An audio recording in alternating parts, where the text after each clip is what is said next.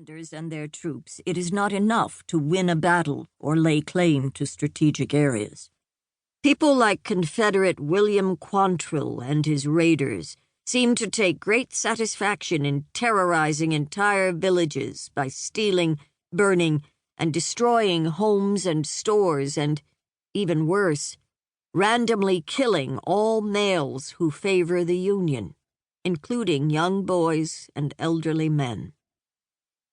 During the 4th week of August, we gave shelter to a badly frightened woman who had escaped Quantrill's murderous sack of the town of Lawrence by fleeing northward.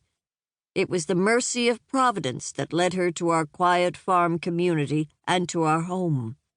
In spite of the kindness and reassurance shown her by the Cummingses, Violet Hennessy, for that was her name, was so shaken and fearful that for days she could not abide to be left alone. "I cannot remain in Kansas," Violet told us. "I want to go home to Boston." "Travel at this time will be very difficult," Mrs. Cummings told her, but Violet was insistent. "I've heard there are still trains able to leave St. Joseph for the East," she said. She seemed intent, almost stubborn. "St. Joseph, like all of Missouri, is in turmoil. But the area in and around St. Joseph has been spared the violent attacks from jayhawkers and bushwhackers that have plagued the counties along the border farther south. Francis, you told me yourself that your family members who live in and near St. Joseph have remained free from harm." Violet's thoughtful, deliberate words were in vivid contrast to her ordinary manner. As soon as she had finished speaking, she pulled her shawl more tightly around her shoulders, her sad little face poking out like a wary swamp turtle's. "If I can get to St. Joseph," she said, "somehow, somewhere, I'll find a safe place in which to stay until I'm strong enough to travel." A safe place in St. Joe. Immediately, I thought of Ma. Chapter 2. Peg Kelly closed her eyes and inhaled the warm cinnamon sugar smells of the kitchen. Nibbling, she held a tiny bite of apple dumpling on her tongue to make the birthday treat last longer. Her mother smiled and winked. "You needn't be afraid to gobble it down. There'll be more dumplings with supper tonight." Peg gulped and dipped her spoon into the flaky pastry for another bite. "You're a good cook, Ma." "And you're a good daughter, little love." "I am not little. I'm 11 now." Peg sat up defensively and squared her shoulders as though she could will herself to add an inch or two to her height of 4 feet 8 inches. "I'm practically grown."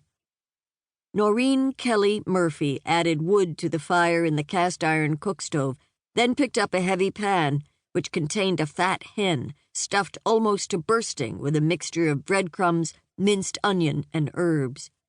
Peg's eyes gleamed. "Roast chicken, too! Oh, yum!"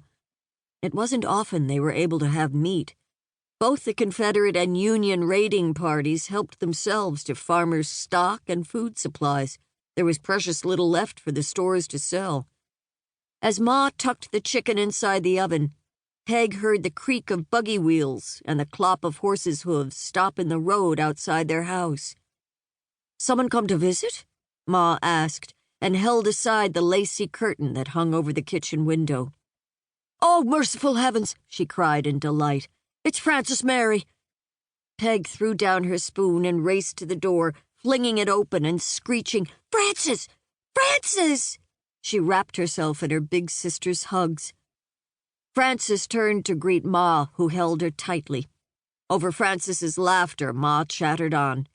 "It's been months since I've laid eyes on you, Francis Mary.